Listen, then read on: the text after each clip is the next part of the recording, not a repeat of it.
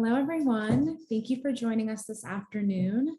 My name is Marguerite Winter, and I am the Manager of Public Programs and Partnerships here at the Chicago Architecture Biennial. CAB is thrilled to be presenting this afternoon's lunchtime edition of our In Dialogue series presented by Hyman Auctions, which is part of the current edition of the Chicago Architecture Biennial, The Available City. Currently on view now through December 18th, The Available City is a framework for a collaborative, community-led design approach that presents transformative possibilities for vacant urban spaces that are created with and for local residents. This afternoon's program reflects upon two recent commissions here in Chicago that address how nature, architecture, and the body intersect. Please note that this afternoon's conversation is being recorded, and we'll be sharing this week on our website and YouTube channels. I will now hand it over to our moderator, Chicago-based critic, writer, and curator, Stephanie Cristello. Thank you so much. Thank you so much, Marguerite, and thank you everyone for joining us as part of this noontime conversation.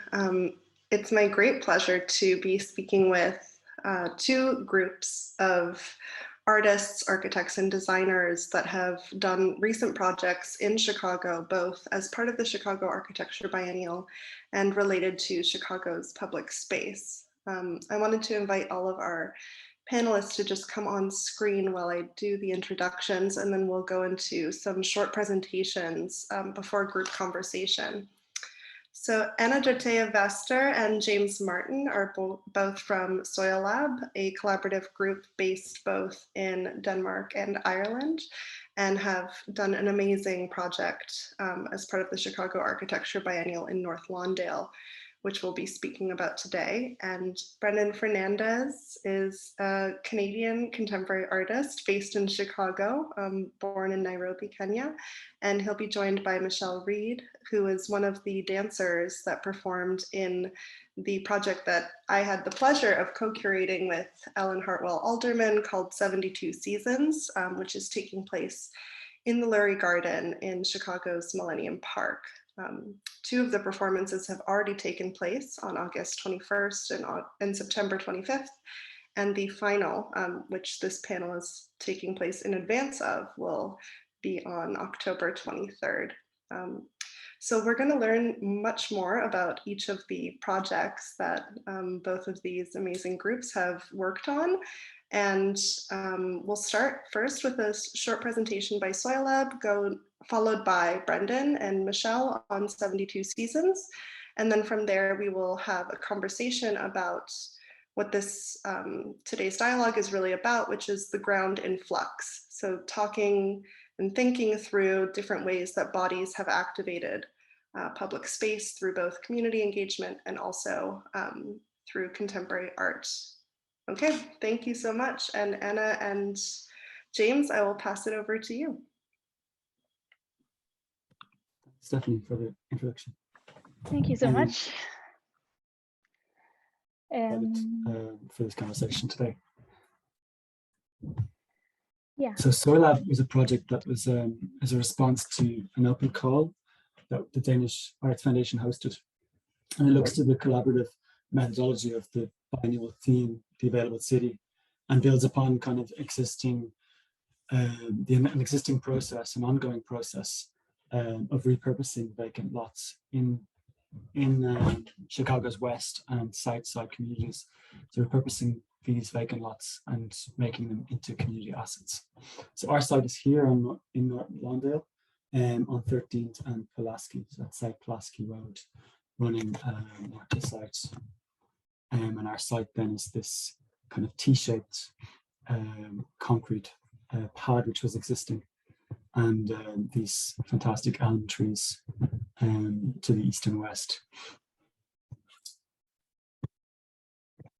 Right. So we built on this pad a ceramic workshop for the community. And we built it with the community. And the idea was to involve two main efforts. The first of making structures out of brick, rammed earth, and ceramic tiles.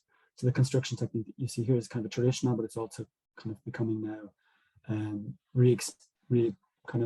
explored. And we were also interested in the idea of making or building a community through this act of building. Next, yeah. So a starting point for our project was this interest in our shared material culture, which is the brick. The Danish architecture is very much defined by the brick, and the same in Chicago since the Great Fire. Yeah, so a lot of the material culture is articulated in brick in both places. Next.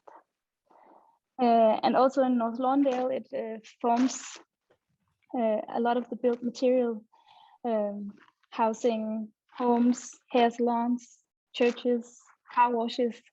So you're like, all local people are engaged with this brick every day, but maybe they don't notice it. Yeah, next. So we wanted to kind of examine these materials. We wanted to create a special medium between architecture, object, and the body, to invite participants to engage in the process of creating bricks, ceramic tiles, but also to slow down and consider the materials of the spaces that we occupy. The space between us, the space we share as communities, they're kind of essential in forming our identity. So like who we are is made by where we come from. And especially in these kind of challenging times now, we've kind of got a heightened awareness and appreciation for these spaces. So this was an early image that was made kind of an insight or an overview of the kind of activity that could happen on site. So you have the kind of rendered construction taking part in the background, a gathering for the community in the center, and kind of activities of brick making happening around that.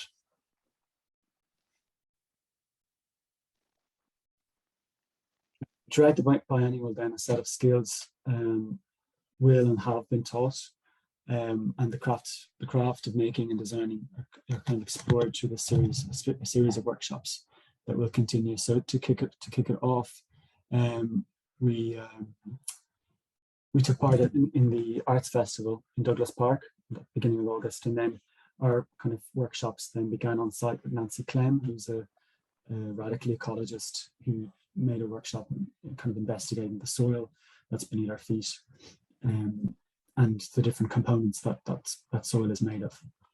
And then we had Amara, an agro ceramicist from Puerto Rico, who's doing a lot of investigations into making filters from clay, from ceramics, so filtering polluted water. And then the kind of the bulk of our work then during August was the construction of the workshop space with community members for, as advertised here, 3 weeks, but actually it was a little bit longer. Yeah, and all four of us met up in Copenhagen in the month of May in order for us to try out all of these techniques involved with the rammed earth, also building the wooden formwork ourselves, getting to know all the things required when we met up in Chicago later. We thought we were gonna, but it turned out that only half of us ended up going to Chicago. Next. Yeah, but what we wanted to was to learn the process that was involved, and also to find out what is asked of our bodies. What do we need? I mean, how do we? How does it feel to do these things ourselves? I mean, we know that this is tough work. It's a lot of energy put into it, and we wanted to learn this ourselves so that we knew what was awaiting the local community in North Lawndale. Yeah, and also just to know what can you make in one day. Yeah, and it turned out that like one of these wooden formworks we would be able to fill in one day, ramming the earth. Next. During the months then of August and 2 weeks of September, we built a community that was which were the makers or the builders of these walls for the workshop that we made in this rounded construction. And so we would start every morning at 8 p.m. and finish at 12 for lunch and eat together. And about like the vast majority of them actually came from very close to the site. So some just across the alley, like Antoine and Mimi, who are siblings, and Gregory that you see there in the blue in the center. We had some community members from the Safer Foundation, and we had some teens. HC was maybe the eldest person in the 70s, 72 actually. So there's kind of a range and diverse group that we had.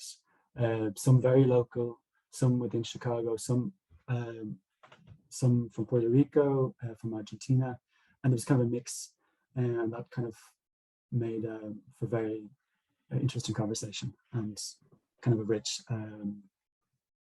atmosphere in the group. These kind of photos just illustrate then the kind of a typical day. So as you said, it was really heavy work, and so the image on the right is kind of just illustrating the kind of the formwork in action, the two people that occupy it, and two people would be kind of outside it as well. So there's kind of typically 4 people per formwork, and we had 3 of these on site. So on an average day, the hope was that we would complete 3 blocks a day. So over the course of the 4 weeks, then you can do the math. But it was quite an amazing environment, because it's almost like being inside a room with one other person for 4 hours. You get talking to a rhythm, or you're listening to music, and kind of a lot of stories and shared experiences are shared. And then of course we would kind of start the morning then as a larger group, where we'd come together, we'd kind of talk about what we hope to achieve for the day, and then we would kind of stretch and talk about how our bodies feel. And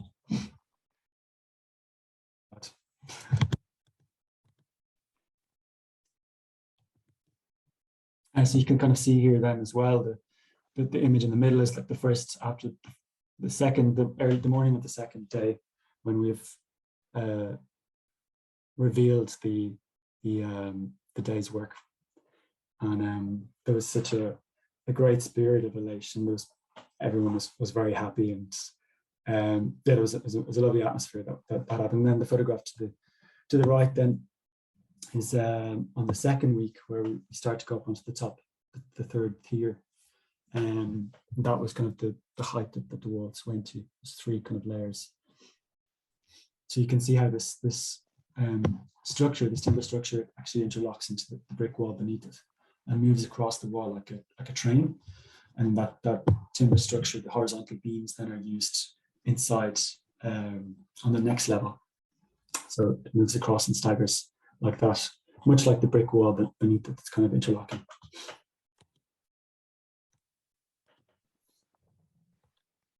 Yes, so this is after the construction phase that James was just talking about.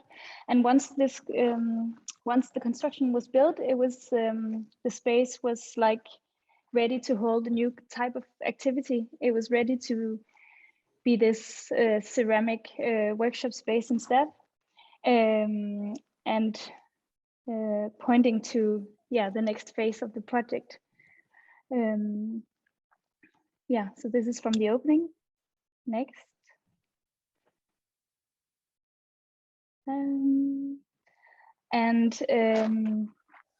This is also from the opening, and this is where the local people already, or local community members already engaged in this project that we are also hoping will be up and running very soon, which is the designing of a new, or a North Lawndale brick, which I mean, this process hasn't really started yet, but we're hoping that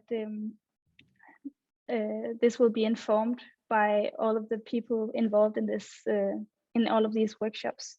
So I can't say that much, but go to the next image and we have some inspiration, I think. Yeah, so these are bricks already produced for very different kinds of projects, but they all have like a story and they have a visual look to them. Maybe go to the next one as well. So there's a lot of variety, and maybe it's also richer than one thinks. Like when you think of a brick, you often just think of this lunchbox sized thing that you can hold with one hand, but it can actually take a lot of shapes, and it can also hold a lot of value and meaning to it. Go to the next. Yeah, so these are different types that could also have a hidden agenda with these perforations that might not be visible when you use it as a brick, but it could also, yeah, be more a sculptural piece. And I guess this image speaks to kind of the first opening workshop where we had this workshop by Nancy Clem that was kind of investigating the soil. And Nancy Clem actually was a very kind of important figure in our collaborators, in that she came on board when we realized that the soil below the sites that we originally intended to use in the construction process was actually contaminated with a high volume of lead, and so it kind of opened up this question of soil health. I mean, we called the project Soil Lab, but we didn't really expect that we would be sending the soil to a lab for testing.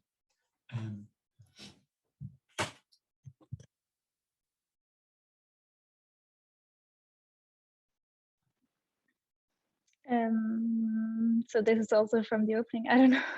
I guess there was a little change of the the images. This is also from the opening. People gathered and celebrated each other and the project and the effort that everybody had put into it. And I mean, I wasn't there, but it looked very lovely and fantastic. Yeah. and I mean, this is also part of our project. Yeah, it wasn't just the celebration of necessarily the building itself and the completion of that, it was kind of a celebration of that community that was built through that process. Exactly. Isn't this it, James? So. Yeah. Thank you. Thank you both so much. And we're certainly going to dive into some of the specificities of everything that you covered here following, but I wanted to bring on Brendan and Michelle now, who will be presenting a little bit more about the 72 Seasons project. And I know that we're starting with a film here, so I think we can just go to that. It's a short 3.5-minute clip, a trailer for the next performance, and then we will come back on screen.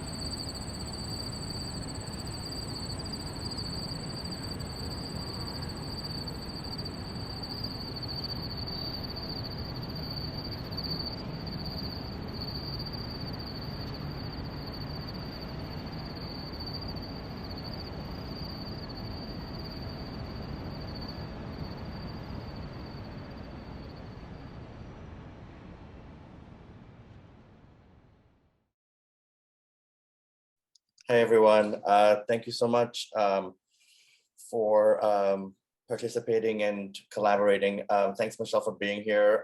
One of my performers, one dancers. I'm so grateful for all that you do for me and in collaboration. And a lot of this project, comes from those ideas of community building, collaboration, giving back to each other, giving back to the land. Stephanie, do you have the images, the slides? Yeah, they're just bringing them up now. Awesome. So as an artist that works between the intersection of dance and visual arts, my work is always, crossing and challenging binaries. And for the most part, my earlier work has always looked at ways to question labor as we perform, but also the space of solidarity, to create solidarity. And in the past, it has always been about critical mass, this idea of gathering bodies together to create, a sense of solidarity in large groups of people. As dancers, our work is very physical, and it can become very intimate, and touch and being together is part of that conversation of being a community. And so for me, this has been really challenged over the last year and a half. This idea of like, how do we inform and support and take care and nurture each other when we can't even be together at the same time. And so I think for me, working in different ways, kind of thinking through this idea of like a Marxist imaginary, how do we find new political futures? How do we find political change? And so one of those ways is through being resilient and finding new forms of being. So the 72 seasons became this type of project where I was being informed by my circumstances, the ways like when Stephanie, myself, and Ellen came together to kind of create something. I was talking a lot about these ways of like lost intimacies, lost spaces being with people, but how do we still find it? And so a garden landscape for me has always been a space as an ecosystem that grows and supports each other. Like all of these plants are curated and they have different functions within the garden to take care. So kind of learning more about this idea of coming back to, quote unquote, our basics, perhaps, to go back to the land, to reevaluate, to re-inform, to rethink, and to make something new.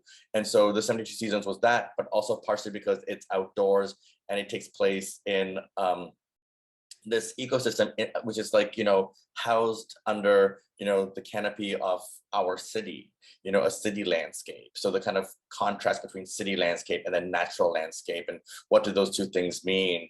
And so that was some of the kind of starting beginnings, but also it's just of this piece, but also how, in a garden, you can watch from, a perspective. It's not on a stage, it's moving throughout the garden. There's these questions of being visible, invisible, of again, nurture and care of the garden, but also of each other.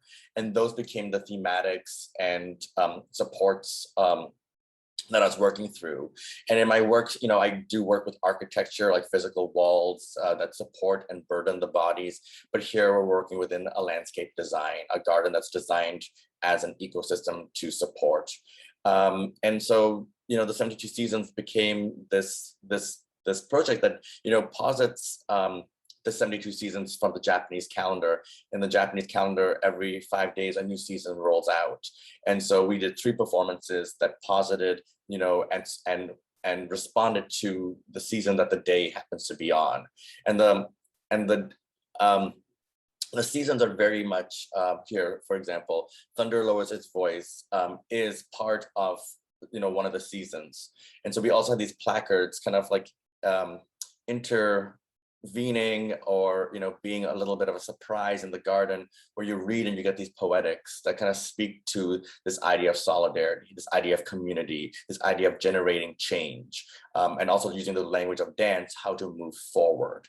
And so with the dance, we created together, the 6 of us in total were workshopping. And in my work in this kind of process, I really want to give my dancers agency, to give them voice, to give them a space that within the process of making, they're also making choices for themselves.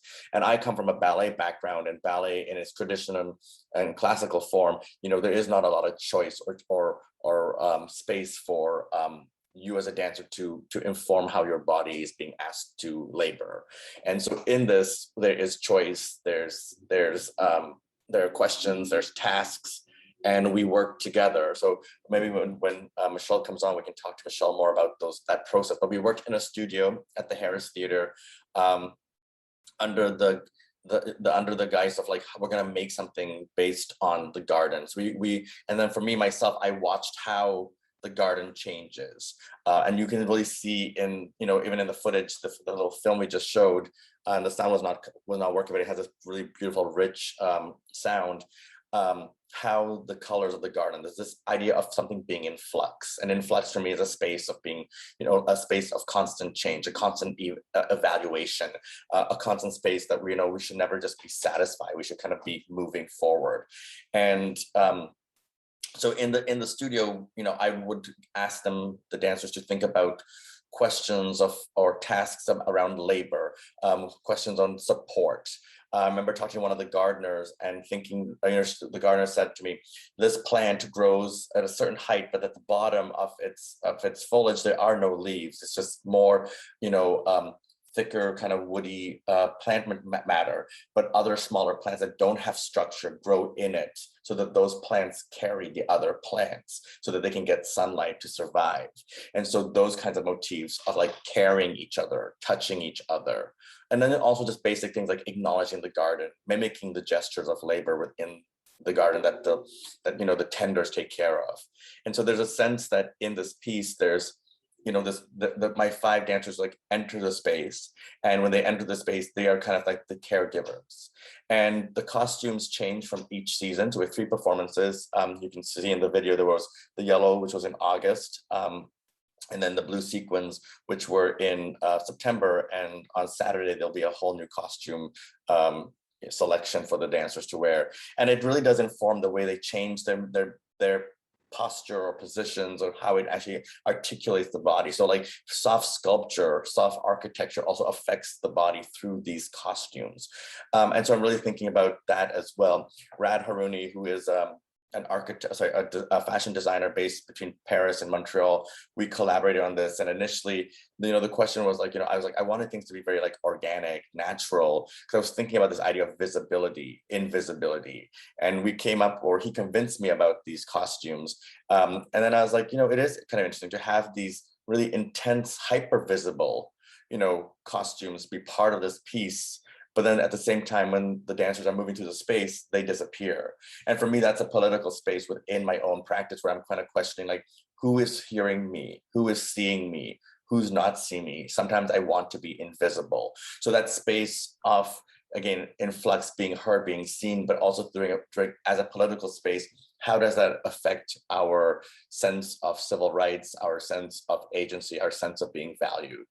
And so I'll stop there, because that is a bit of what I'm thinking about through this idea of the 72 seasons. And we can maybe bring Michelle and Stephanie wants to join, and Anne and James too. Thank you so much.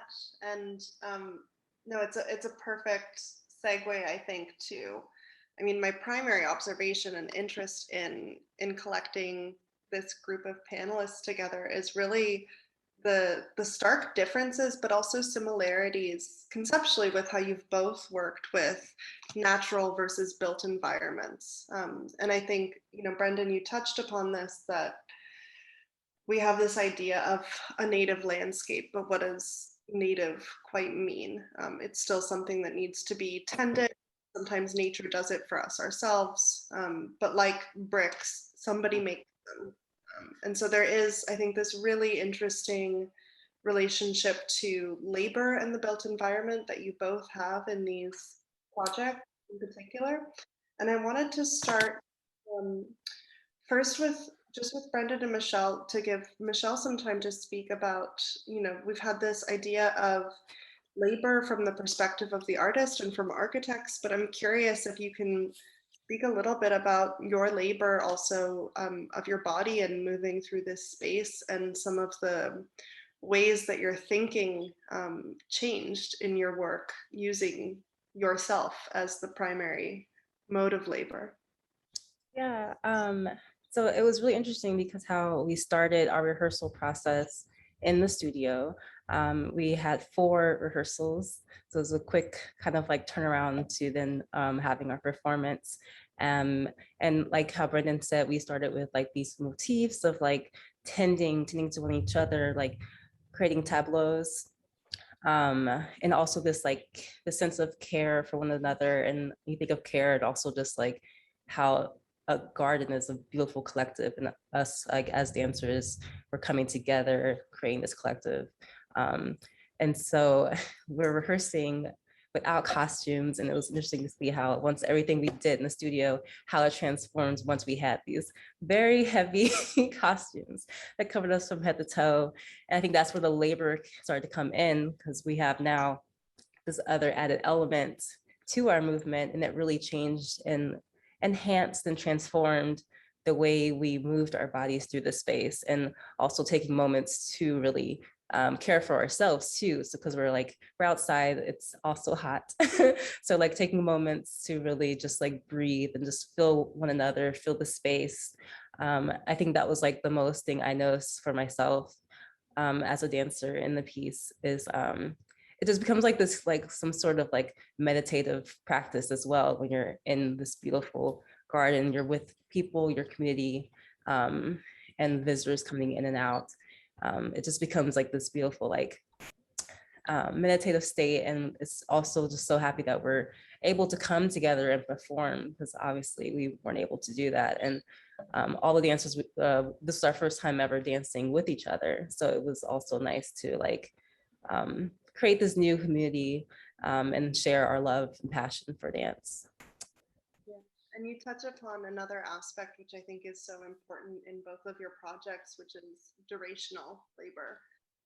And James and Anna, I was wondering if one of you could speak a bit about, one of the questions that we had during your talk in the Q&A section was about the community's reaction and, essentially using the community to perform this labor, but also building a space that they can then use and that can have another life after the project. What was the sort of reaction?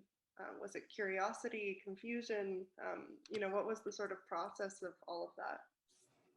It's kind of a mix between both. Actually, we like once we started on the ground, like daily, we would have a number of people coming up to us and asking, "What are y'all building?" And then when you as the construction then started to evolve, and as the walls of soil started to come up from the ground, and that increased. And I guess thinking about labor and the kind of the day's work that we kind of outlined in the beginning, what we hope to achieve each day, you kind of had to kind of take into consideration your the kind of the group and each person's energy levels and their kind of ability. But you also had to kind of then also take into consideration then the people that would stop by and join the discussion and join the group to ask questions. So you kind of had to, there was always a receiving kind of element to the work on site. I mean, we never set out to make a closed space. So the idea is that it's very porous, it's very open. So there's always kind of an invitation in the built form to allow people to kind of step up or step off the footpath and onto the slab, or sit down on the low wall, and to ask questions and join the conversation. And sometimes they would join the next day in the building. So I think one of the important outcomes of that the community has been part of the build-up and labor as well is that now they have a completely different relationship to this built structure, because now it's theirs and they are taking ownership and they have an opinion about it. And I mean, within the biennial, it's also, I mean, I think for a lot of people in North Lawndale, they see it as something that should stay for longer because they have put so much effort into it. So in that way, the labor and the project and the society around it is so connected because of this. Yeah. Up this other point too, which is sort of the difference between the ephemeral and the monument. And Brendan, I know that this is something that we talked about a lot in the idea of basically commissioning a new performance work that had to adhere to all of the COVID-19 guidelines, but at the same time try and touch upon all of these performances that you do that are often in public spaces and with very close contact with the audience. I was wondering if you could speak a bit about how in this project and some of the others that you've presented in this past year, how ephemerality has changed for you outside of durational performance, but also in the way that people are interacting with one another. Yeah, I definitely think, I think when you said like monumentality, like I always think within my processes, like how the dancers become, the sense of monument, like, they build monuments, they build tableaus with their bodies, and they sometimes are abstracted where you can't see where one body begins or one body ends. That's something that was one of the tasks within the projects, especially as we're thinking through, specifically in the United States, how are we decolonizing monuments in the country's landscape. And so that's something that's a motif, and that also becomes something ephemeral. The body in action, the body in motion, it can be a monument, but then it changes again. So this space in flux is something that I really kind of like position a lot in my work, this idea of, and for me it's like a queer space. It's a space of queering where nothing is fully defined. It's asking you to invite yourself to be part of it, and then it's also asking you to define it as well. And so under those auspices, I've been thinking a lot through ephemerality, and also what does it mean within that landscape of being ephemeral, to kind of question the idea of safe space or brave space, and thinking through these ideas of like the garden being this beautiful thing that is constantly in change, but like even with dance, where it's this romanticized kind of thing that you see it in that moment and then it's gone, and so trying to kind of like highlight on that, but also highlighting through like these romantic spaces that there is also something that's in flux, something that has challenge, something that also has tension.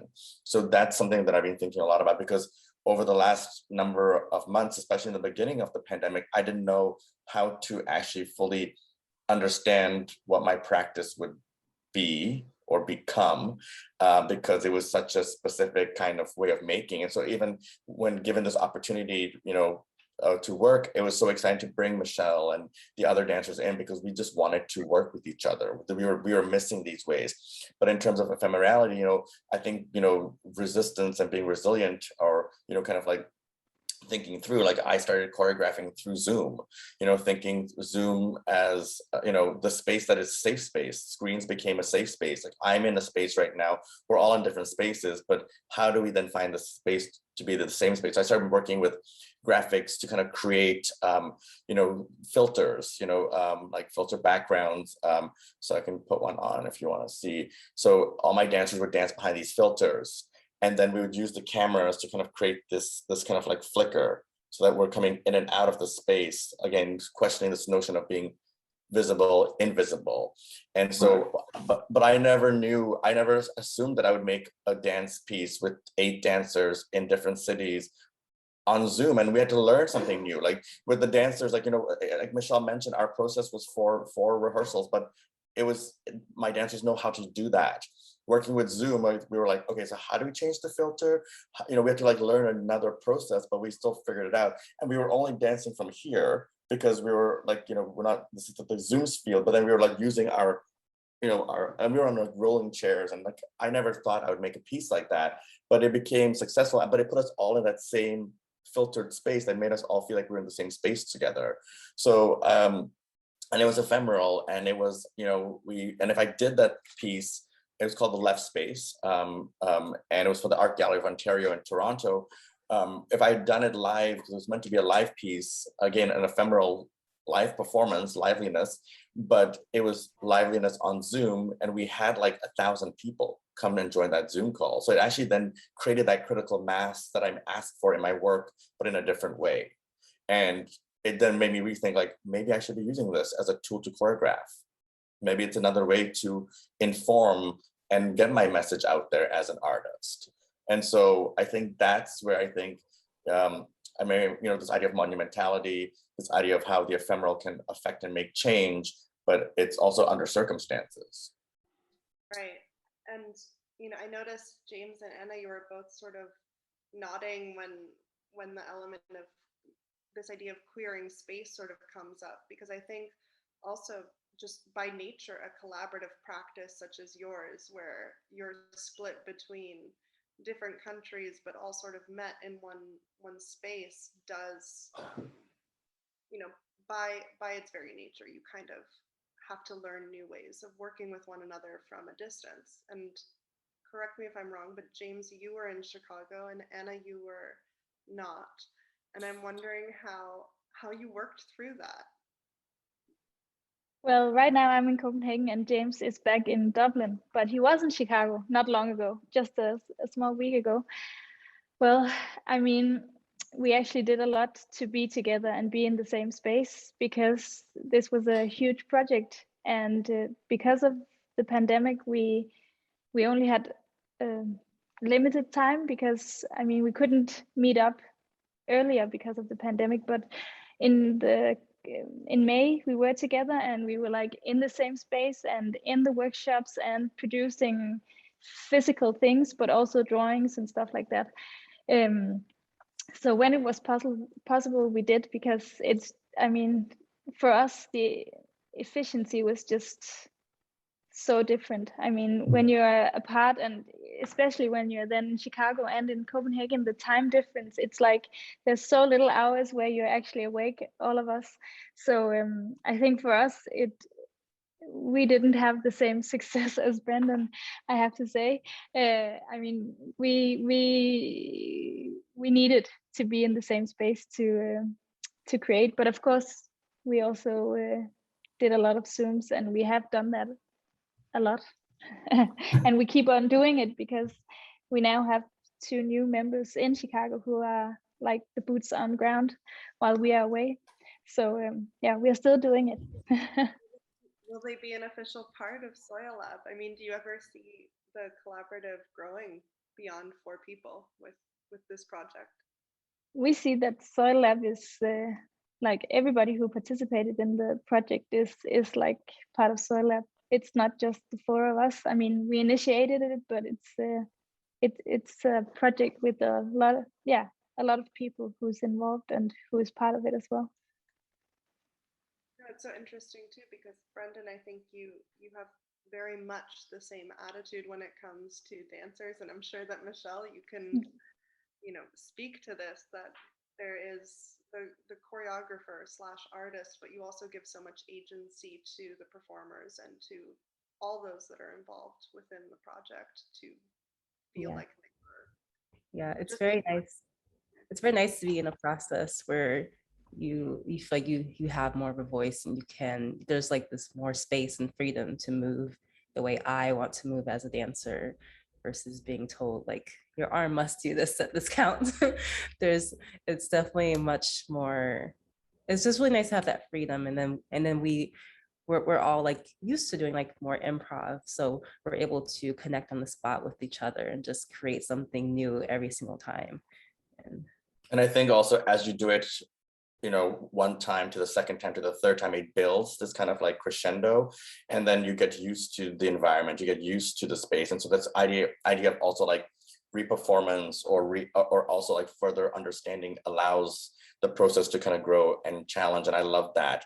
And I also like love that, you know, I will give like technical rules, and I'll be like, be more still, like stop moving so much. And then like, you know, there's this thing where like dancers, we can't stop moving, or we feel perhaps that we're not dancing if we're still. And so I'm always like saying, like, if you just want to lay on the ground, like it's fine, like you're able to just be a body or this kind of like abstraction of glitter on this floor, but it's always like hard. But I think that's the one thing I'm always like, guys, like let's hone it in. Let's be more still.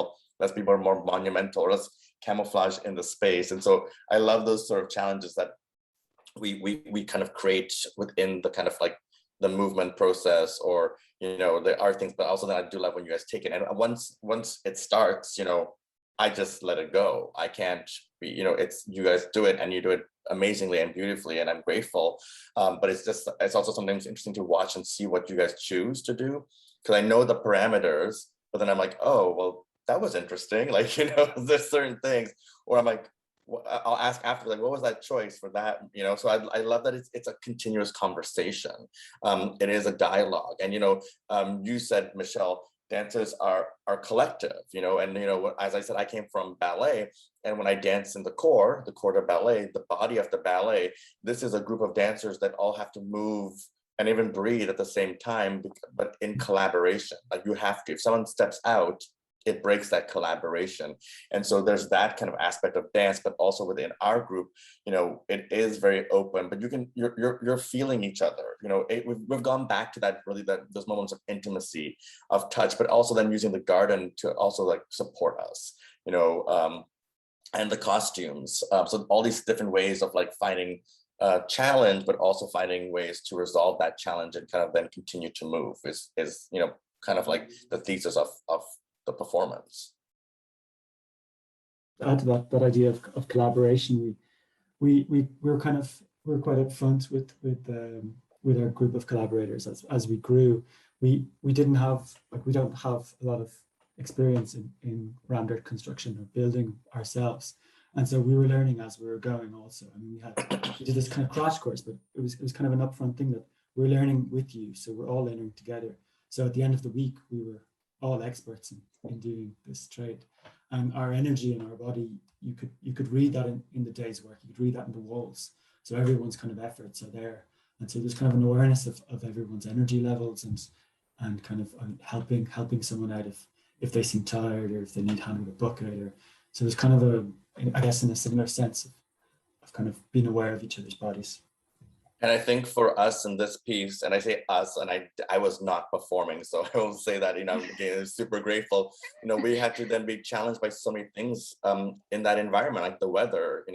As Michelle said, the first day was super hot, so we just make sure that everyone was hydrated, and where we're going to have water for people, and how people, if you need to leave, like that's always an option in my process. If you need to walk out and leave, like you can, where that's not always a choice in a dance process.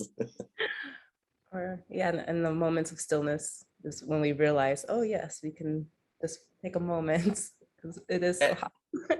But I also find that, like within stillness in movement, so in like a dance thing, it's powerful, and we're still enduring, and we're still laboring, right? Even if my hand is being held up like this, and am I asking you to hold it for like a certain amount of time, we're still in an action, right?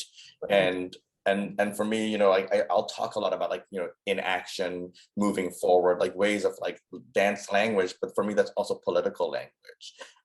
And so I think that's also like, something that this dance is about: finding political freedoms, supporting, community, building community, finding solidarity, which for me is a greater way of thinking about a social structure that we need to kind of live under.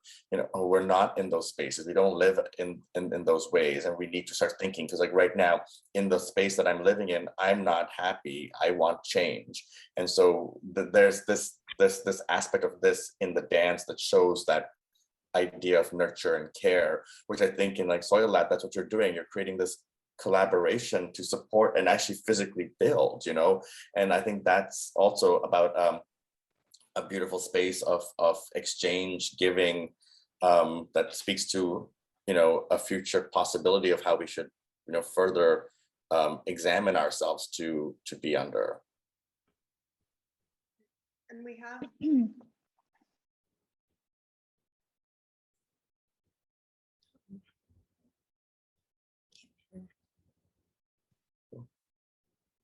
curious also about well, less curious more than observing how nicely both of these projects have built an awareness of body perception, and really observing one another in two perfect pictures of empathy that could not look any different from one another. You know, it is really amazing to see how an empathetic gesture can be transformed and how it unfolds in space.